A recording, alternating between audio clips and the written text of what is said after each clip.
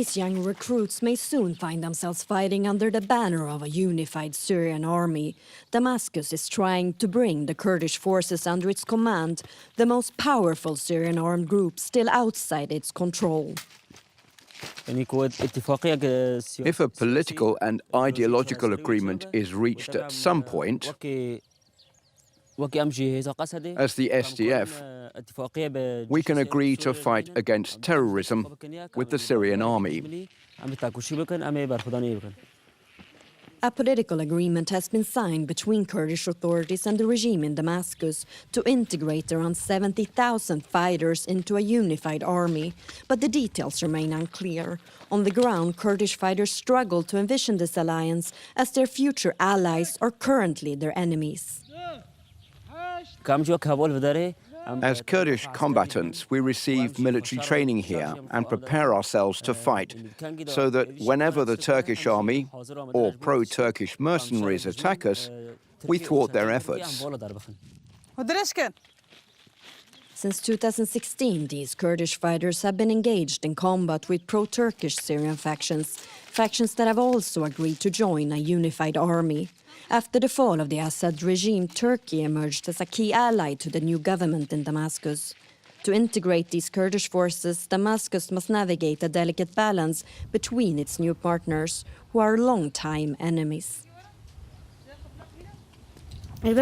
Since we are in a state of war now, we, as the SDF, do not accept joining the Syrian military.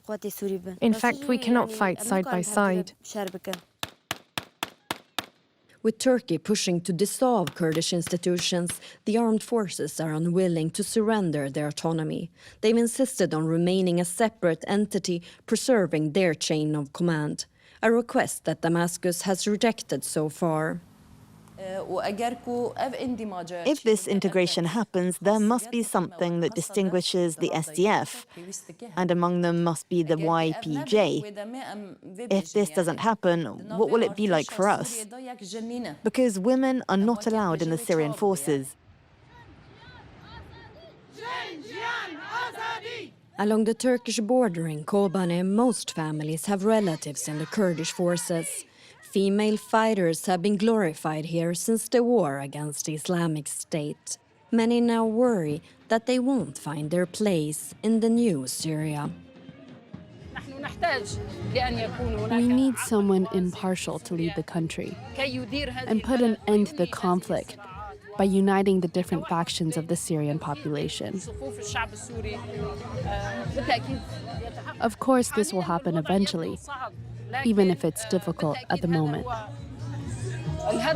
Right now, there's still friction and divisions, but we're trying to become a united army in Syria. Committees are expected to clarify how the Kurdish forces will be integrated by the end of the year. In the countryside around Kobane, the local population fears losing Kurdish control over the region, which they see as the only safeguard against Turkey. We live here. As you can see, the Turkish army is 15 kilometers away. People here are really scared, as well as families. Ankara sees the Kurdish forces as too closely tied to the Kurdistan Workers' Party, the PKK, which it considers a terrorist organization. Turkey regularly targets the region with airstrikes. There are explosions, and people are suffering. They can't go to work for fear of being hit by an airstrike. No one can leave their homes or go to work. My daughter is very scared. She's always holding my hand in fear, saying that planes are coming. We all support the SDF because they protect us.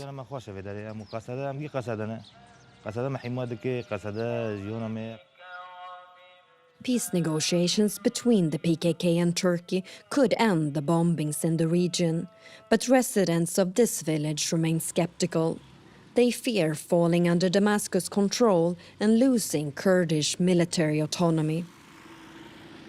As Kurds, being included in the United Syrian Forces and being under their sovereignty is unacceptable. The man with the long beard won't accept our participation as a military authority.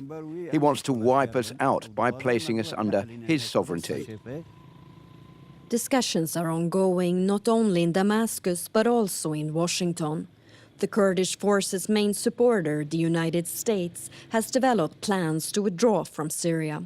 The Kurdish forces' future hangs on whether America will continue to support them.